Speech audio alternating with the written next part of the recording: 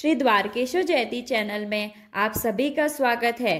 कार्तिक मास कथा का 11वां अध्याय। श्री गणेशाय नमः। नारद जी ने कहा, एक समय जलंधर पत्नी सहित असुरों से सम्मानित हो सभा में बैठा था तो परम कीर्तिवान श्री शुक्राचार्य जी वहां पहुंचे, जिनके तेज से सब दिशाएं प्रकाशित हो गई।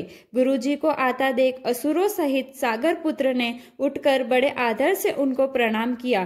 तेजस्वी शुक्राचार्य जी ने सबको आशीर्वाद दिया। फिर एक आसन पर बैठकर सब दैत्य भी यथा स्थान पर बैठ गए। सागर पुत्र ने नम्रता से यह प्रश्न किया, हे गुरुजी, राहु का सिर किसने काटा था? आप हमें यह बताइए। इस पर श्री शुक्राचार्य जी ने विरोचन पुत्र हिरण्यकशिपु और उसके धर्मात्मा पौत्र का परिचय देकर देवताओं और असुरों द्वारा समुद्र मंथन को संक्षेप में सब कथा कहकर यह बताया कि जब समुद्र से अमृत निकला तो उसे देव रूप से राहु पीने चला। इस पर इंद्र के पक्षपाती भगवान विष्णु ने राहु का सिर काट डाला। यह सुनने के साथ ही जलंधर के नेत्र लाल हो गए। उसने बड़ा क्रोध किया। फिर अपने धस्मर नामक दूत को बुलाकर गुरु का कहा हुआ सब वृतांत सुनाया और उसे यह आज्ञा दी कि तुम शीघ्र ही इंद्रपुरी में जाकर इंद्र को मेरी शरण में ले आओ।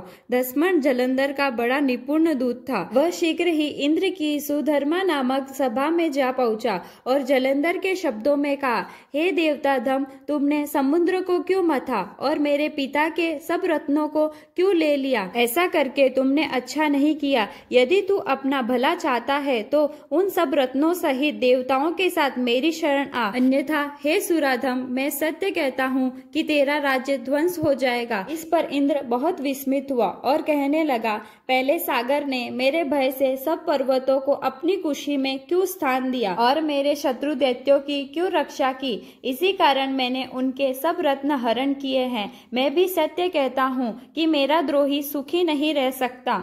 इंद्र की बात सुनकर वह दूत शीघ्र ही जलंधर के पास आया और सब बातें उसे कह सुनाई, जिन्हें सुनते ही वह दैत्य मारे क्रोध के अपने होठ काटने लगा और देवताओं को जीतने के लिए उसने उद्योग आरंभ किया। फिर तो सब दिशाओं और पाताल से करोड़ों दैत्य उसके पास पहुंच गए। शुंभ निशुंभ सेनापतियों को साथ लेकर जलंधर इंद्र से युद्ध करने लगा। शीघ्र ही इंद्र के नंदन वन में उसने अपनी विशाल सेना उतार दी। वीरों की शंख ध्वनि और घोर गर्जन से इंद्रपुरी गूंज उठी।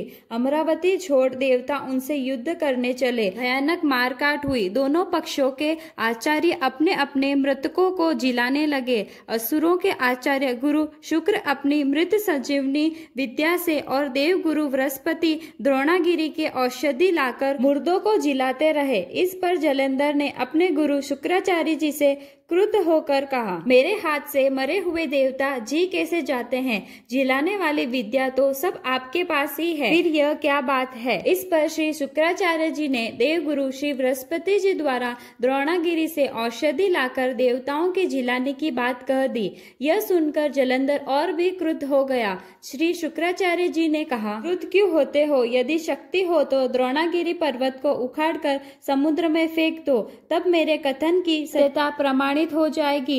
इस पर जलंधर क्रुद्ध होकर शीघ्र ही द्रोणागिरी पर्वत के पास जा पहुंचा और अपनी भुजाओं द्वारा उसे जड़ से उखाड़कर समुद्र में फेंक दिया। यह भगवान शंकर का तेज था। इसमें जलंधर की कोई विचित्रता नहीं। पश्चात यह सागर पुत्र युद्ध भूमि में आकर बड़े वेग से देवताओं का संहार करने लगा। जब बृहस्पति औषधि लेने के लिए द्रोणागिरी पर्वत पर पहुंचे तो द्रोणागिरी की जगह वहां उन्हें सूना मैदान मिला। तो वह भयभीत होकर देवताओं के पास आए और कहा कि युद्ध बंद कर दो, तुम लोग अब जलंधर को नहीं जीत सकोगे। पहले इंद्र ने जो भगवान शंकर का अपमान किया था, यह उसी का फल है। यह सुनकर देवता युद्ध की आशा त्याग अत्यंत ही व्याकुल हो इधर उधर भाग निकले। सिंधुसूत निर्भय होकर अमरावती में प्रविष्ट हो गया। इंद्र आदि देवताओं ने गुफाओं में शरण ले ली। इसी के साथ 11वां अध्याय समाप्त हुआ।